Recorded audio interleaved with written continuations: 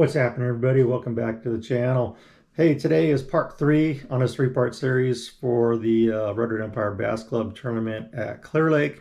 If you missed parts 1 and 2, check out the video description down below with links to part 1, which was the preparation of for the tournament. Went through all the baits that I had rigged up. Part 2 is tournament day. Kind of showed a little bit on the water. And then the weigh-ins at the end of day 2. That was Sunday morning. And now 3 is kind of that recap, post-game wrap-up. So let's get into it. As far as the weather and lake conditions go, we got up to the lake about 5 p.m. and it was pretty roasting. It was close to 100 degrees in the parking lot with really no wind there in Lakeport. So it was pretty hot. Checked out the boat ramp area, and there was a lot of grass around the ramp, and people who were pulling their boats out of the water had a lot of grass hanging from their trailers and such, so kind of nasty there. Kind of a lot of algae up in that area. Water temperature was, the low to mid 80s, so pretty warm. So we blasted off at 6 o'clock. We ran down towards the Narrows, and as we got closer to the mid-lake, the water temperature dropped to about 77. And then as we started fishing, it was 77, 78 range. So it really kind of varied where you were around the lake, and anywhere from that 77 degree range up to 80, 81. Kind of the mid-lake area is kind of where we fished. We fished down the Rattlesnake Arm and then over on the Redbud Arm as well. So anyways, that's kind of lake conditions. The weather forecast overnight was pretty warm, actually. There was some wind the first half up until midnight when we came in and weighed in, and it was blowing probably in that 10 to 15 degree mile per hour range. So I made fish in some of the areas kind of tough. I pretty much used every rod that I had rigged up except for one. That was that big crankbait that I showed in video 1. Just never kind of got in an area where I felt the crankbait would be working, especially with the wind as it was. So, but pretty much used every other rod that I had, including the drop shot. So anyways, we run down the lake, get to my first spot, and again, it's hot, hot, towards the end of the day. So start with the Ned rig, throwing that into the shady areas under some deeper docks, and throw that for a while, switch to the shaky head, fish through several docks with the shaky head, pick up the Mr. B jig, and throw that up to the next dock, work that for a few minutes, and then bam, I catch my first fish on the jig. So a good 2.5 pounder or so. So we're on the board and making progress. It's still pretty early. It's only like, I don't know, 7:30, 7:45 when I get that first fish. So work through those docks and then head up to the second spot up by Dollar Island, and fishing that pretty hard. Switch over to the Dark Sleeper, fish that for a little bit, and then I had kind of a spot on one of my glasses, my sunglasses, that I put my rod down for a minute to clean my glasses, and when I picked that rod back up, my line was swimming off, so I set the hook and broke that one off. It was kind of a bummer. Lost that Dark Sleeper, but that's fishing. Probably somehow got a nick on my line from those rocks out there. So anyways, we kept fishing in around there. Was marking a lot of fish down on that 19-20 foot range. Looked like spaghetti on the graph, like there's fish chasing and stuff. So I reached in the rod locker, pulled out the drop shot, put on a 7-inch margarita mutilator worm, dropped it down there for a bit, fished it for several minutes, worked that area kind of back and forth, but no bites. So I reel it up, and I flick it up towards the shore where I broke off that previous fish, and within seconds the fish hits it and land a second fish and get that in the boat. So now we got 2. We make another move to another area, and by now it's almost 8:30, as mentioned in part 2. And as soon as I did kind of the intro video, I started reeling up my line, and I had a fish on, landed that, as you saw in part 2 video, or landed that fish. That was good, another 2.5 pounder or so. So now we had 3 fish about 8:30, And then we keep fishing that area, and Kenny gets 2 nice fish in the boat. That gives us our limit, and it's only about 8:45, not quite dark yet. And so we fished that for a little bit, and then we head across the Rattlesnake Arm to the other side to fish some deeper docks. And working the areas, working some rocky banks, working the docks, trying different things, doing some topwater action, spinner baits, buzz baits, kind of just going through all the baits once again. I pulled out the big worm, I throw that, no bites. Kind of move down a bank, and Kenny catches a nice, 1.5 pounder or so on a spinner bait.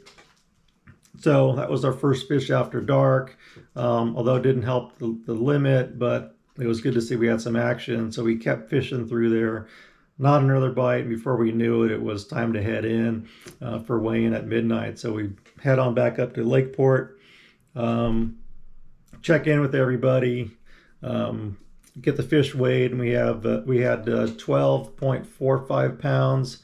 Not the bag I was looking for. In my mind, I was kind of targeting that 15-pound limit per day, I think is what we needed to be in my mind. And so 12.5 was a little short of that, but we're only 3 pounds or so out of the lead. So with Clearlake, it's pretty easy to make that up throughout the night. So we had plenty of time. Blasted off about 1:30, headed back down lake to a new area that we hadn't fished yet. And when I retied all my baits, I switched my spinner bait, I switched my chatter bait, I switched worms, I switched my Texas rig from the Sanchuo to a brush hog. And I was going through my baits, and I was like trying to figure out what color to put on, and I decided to go with that California 420 color. The moon was coming up, and it was pretty bright. So I figured, let's try something natural. And I'm glad I selected that bait, because we get to the first spot, and within 2 or 3 casts next to a dock, I catch the first fish, and it's a 3 or 3.5 pounder, pretty nice fish. Throw that in the live well. We keep working through that area for a bit. No more bites. So I pick up my black and blue chatterbait, make a couple of casts, and then I catch another fish. I was like, okay, another 2 3/4 pound fish. So again, keep fishing the chatterbait for a while. Fish the spinner bait. Kenny's doing the same. He's kind of rotating through his baits. Can't get another bite. So we keep working down the bank, fish around the docks. I get in between some docks, and I pitch to this little corner where the dock comes into the shoreline. And I pitch right into that corner, and I catch a fish. So I was like, okay, now things are starting to kind of make sense to me. We keep working down, kind of fishing some of those. We're kind of going fast down through these docks, and I get a couple more bites, but I don't land anything. So we get down to that end of the string of docks, and so let's turn around and let's go back to where we just fished, and then we'll fish a little slower, trying to be a little more precise in our cast. And that really paid off. I figured out that those fish, like I said, are in the corners, at the end of the docks. They're right on the shore, like 1 to 2 feet deep. But you had to make really accurate casts to get them in there. Holes in the grass and behind boats and stuff like that. So you had to get up kind of close and just pitch nice and easy in there. And the fish would just hammer those baits. And every fish we pulled out over there was 3+. And then by daybreak, our smallest fish was about 3 pounds, or just over 3 pounds. So had a pretty good bag.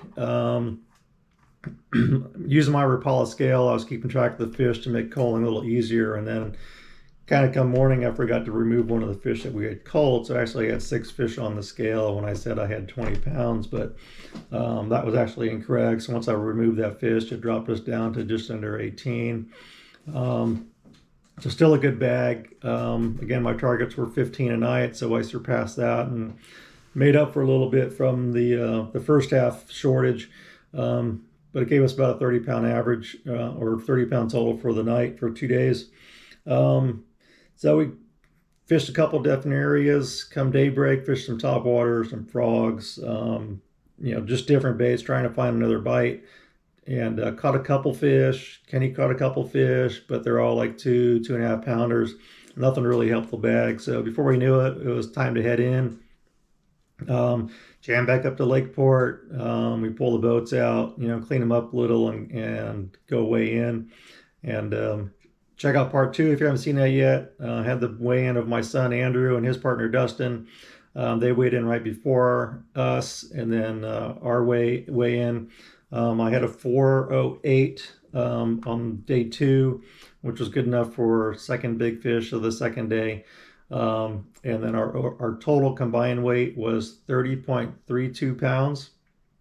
And we just missed out by less than a pound out of first place. And first place was my son Andrew and Dustin. They had 31.27 pounds.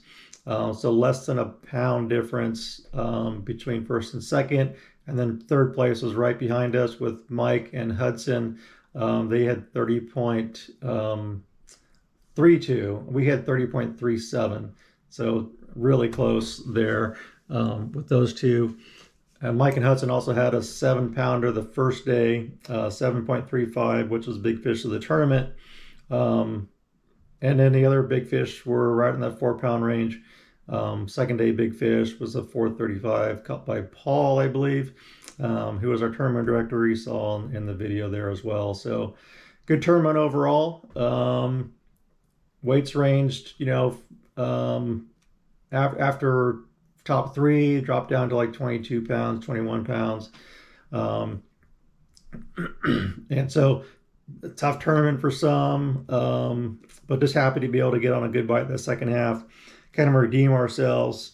The brush hog really kind of made the big difference throughout the night, that second half. As far as other baits, Andrew and Dustin were using a spinner bait. They caught fish on a frog, square bill crankbait, a dark sleeper, and a buzz bait. So kind of a wide range of baits, moving baits, slow baits, and such. It's like they had a better bite on the reaction bite than we did. Just really couldn't get much on those baits, and we went back and forth with those things all night long. So good tournament overall. Really happy with it. It was, again, a long night.